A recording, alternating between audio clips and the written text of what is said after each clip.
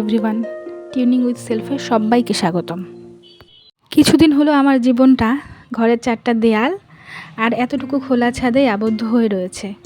তাই এই একঘেয়েমিতাটাকে কাটানোর জন্য ভাবলাম আজকে রেকর্ড করি। এই সুবাদে আমার লাইফটা তোমাদের সঙ্গে শেয়ার করাও হয়ে যাবে। তোমাদের বলতে সব আমার আত্মীয় স্বজনই, যদিও আমার সাবস্ক্রাইবার। আচ্ছা, যাই হোক, এখন বৈশাখ মাসের মাঝামাঝি, প্রখর গরম হওয়া উচিত, কিন্তু আমরা প্রাক বর্ষাকালীন বৃষ্টিতেই মেতে রয়েছি। জানি বর্ষা প্রেমীদের এই ঋতুটা খুবই ভালো লাগবে। সকালবেলা ঘুম থেকে উঠে আমার একটু খিদে পেয়ে গিয়েছিল, তাই আমি সবার প্রথমে ছাতুর শরবত খেয়ে নিই। এটাতে শুধুমাত্র ছাতু আর জল, সস্তায় উন্নত মানের প্রোটিন। এই ছাতুর শরবতটা খেয়ে নিজের ক্ষুণ্ণিবৃত্তি করে আর একটু ঘুমিয়ে পড়েছিলাম। কম্বল বৃষ্টি কমে গেছে আর আমিও স্নান সেরে নিয়ে কাপড়গুলো কাচা হয়েছিল, তাই রোদে শুকোতে। রোদ তেমন নেই, তবে বৃষ্টি কমেছে আর হাওয়া আছে, শুকিয়ে যাবে।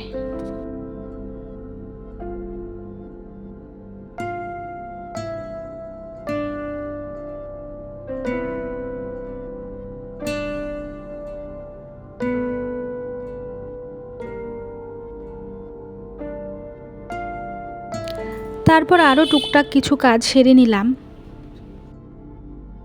এমন মেঘলা দিনে আমার জানলা খুলতে ইচ্ছা করে না ঘরের, তাই জানলাগুলো এখনো বন্ধই আছে।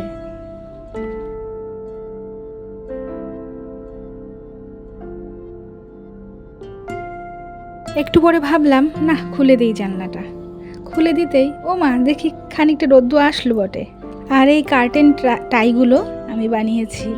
সবুজ রকমের এই পর্দা বাঁধার সুতোগুলো দিয়ে পর্দাটাকে বাঁধলে কেমন লতা লতা মনে হয়, আমি সেই কারণে খুব ইজিলি অনলাইনে দেখেই বানিয়েছি। তারপরে আমি এই আমার পিটারা খুলে বসলাম, মানে অ্যানালজি যাই হোক, সেটা বক্স, মানে আমার হবি বক্স।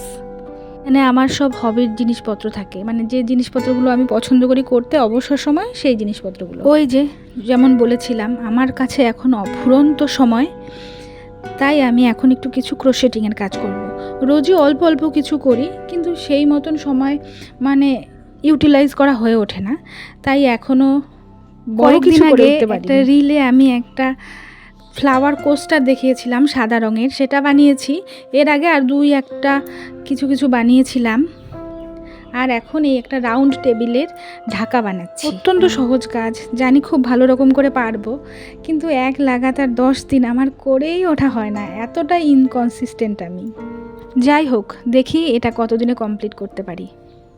ফোনটা খুললেই অনেক ক্রাফটের কাজ, DIY প্রজেক্ট, ছবি আঁকা, অনেক কিছু দেখতে পাওয়া যায়। তাই দেখে আমিও ভাবি, যদি আমার সম্পূর্ণ বাড়িটাকে, মানে ঘরটাকে, যাই হোক যেখানে থাকি সেই জায়গাটাকে নিজের হাতে বানানো জিনিসপত্র দিয়ে সাজাতে পারি, তাহলে আমার খুবই ভালো লাগবে। জীবনটা তো একটা জার্নি, হয়তো হয়েও যাবে কোনো দিন। আর যদি ইউটিউবের সঙ্গে জুড়ে থাকি, তাহলে তোমাদের সঙ্গেও শেয়ার করব।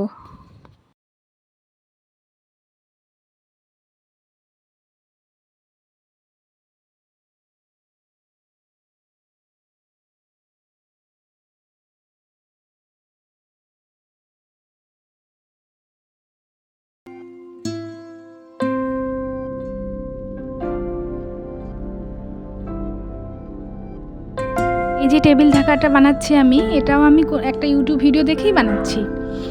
শুধু আগে সেলাইয়ের যে প্যাটার্নগুলো আছে ওগুলো শিখলেই ব্যাস, যে কোনো ভিডিও দেখে যে কোনো জিনিস বানানো যেতে পারে। কয়েকদিন আগে আমি এক জায়গায় দেখছিলাম যে হাতে করা কোনো ক্রিয়েটিভ কাজ ব্রেনের নিউরোপ্লাস্টিসিটিতে অতি দ্রুত সাহায্য করে। এরই মধ্যে আমার আরও একবার খিদে পেয়েছিল, তাই আমি একটু সুজি খেয়ে। এরই মধ্যে হলো আবার লাঞ্চের পালা।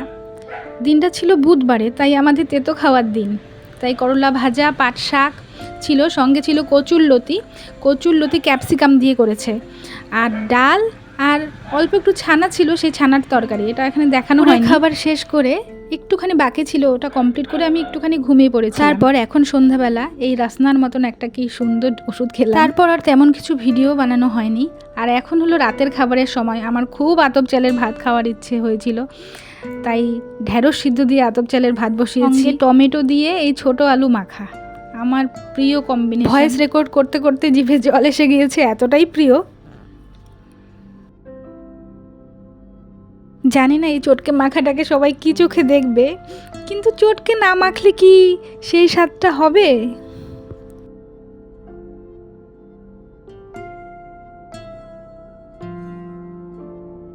ওর আর আমার দুজনেরই ভালো লেগেছিল আজকে রাতের খাবারটা, কেমন সিম্পল ধরনের।